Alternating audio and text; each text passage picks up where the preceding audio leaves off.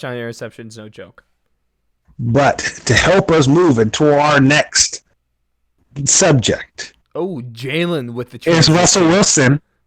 Is Russell Wilson on his way out now? Not on his way out, but on his way out of the MVP conversation after throwing his first pick of the season. Are you talking about the overreactions? Yes, I am. Jalen, subtlety is not your strong suit, is it? No, it is not. Not at all. Yeah, and with that brings us to our overreaction segment. For those that don't know how this works, I'll throw out. I'm just saying. Nope, we can't. I'll throw out a few statements. So will Jalen from time to time, I guess. Now, no matter how stupid it sounds, and then we're just gonna run through them, say if it's overreaction or not. And our word's final because our opinion is the only one that matters nowadays. Isn't that right? That's exactly right. But that's what I was saying about Russell Wilson. Starting with Russell Wilson, non-overreaction. One interception. I'm just saying. All that means is that there's more to come. Domino effect. What's going to happen now is he's going to end up throwing for 20 interceptions the rest of the season, and he's going to suck. Overrated player. Just statistically, since we go off the stats, the numbers don't lie. Russell Wilson, when he throws an interception, 100% pick six rating. You can't throw that many pick sixes and still win games. That's 100% pick six rating. Not only does every time he throws an interception, it's return for a pick six, but every time he throws an interception, he loses a game. So it's guaranteed loss every time. And guaranteed loss. If my quarterback can't, every time he throws an interception, we lose. I don't think I want him on the team. I think they should cut him or trade him at this point. Yeah, cut your losses while you still can. If this isn't the underreaction shit. Oh, how the fuck did you even say that at first without laughing? I don't know. Maybe moving on to a more competitive topic. Kirk Cousins is a top 10 quarterback. Overreaction or not? I think that's an overreaction. I feel like he was playing way too bad to start the season for 2 weeks to change our minds entirely. That's just it. Even though they were two really good games, he did have two really good games. I feel like you can't play that bad and then just turn it around and expect to be called a top 10 quarterback. But yes, you can. That's how the league works. You don't know that after every week, our opinions totally change.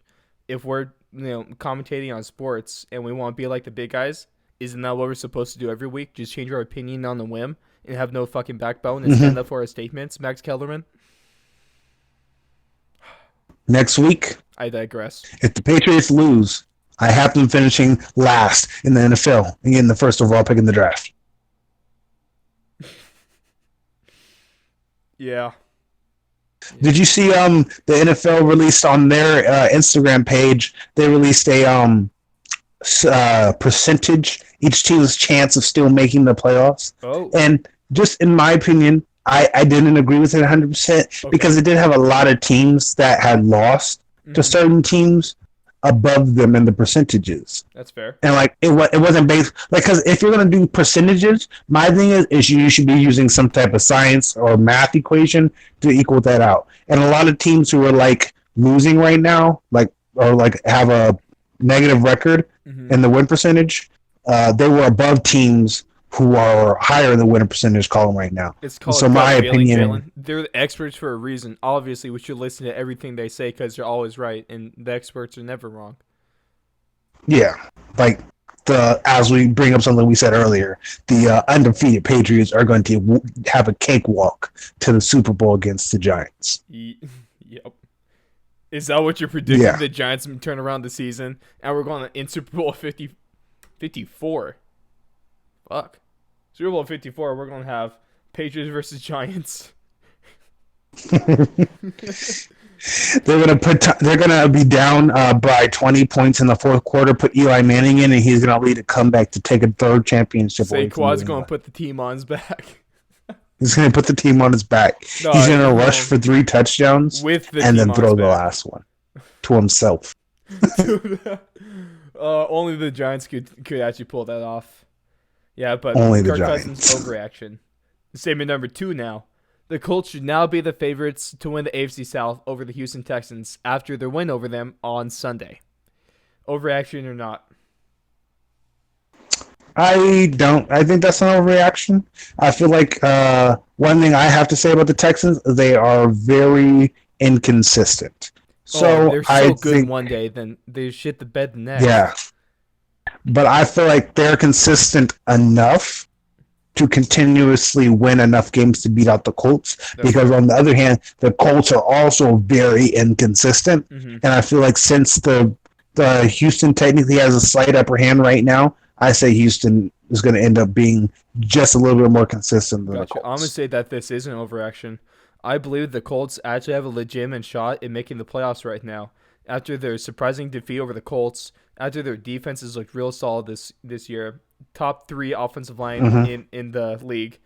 You have Jacoby Brissett, who's playing well. He's at least well enough, and they have Marlon Mack that's able to carry the team. I really like what the Colts have done while facing the adversity without Andrew Luck, and I think they're going to shock a lot of people. I like it. Agree. But one other overreaction, underreaction type thing I have that I saw earlier in a couple of articles was Jimmy. Brissett's chances at MVP. Okay, shut the fuck up. No, that's No, that is a legit article no way. that There's came out no this way week. people are. Remember, folks, beat your local journalists because they don't know what the fuck they're talking about. It doesn't make sense. I saw that and I Imagine laughed. going to school, getting your bullshit ass communications degree, and writing and shitting out an article saying something like Jacoby Brissett should even be in the conversation of MVP. Shut the fuck up. It's terrible. It is.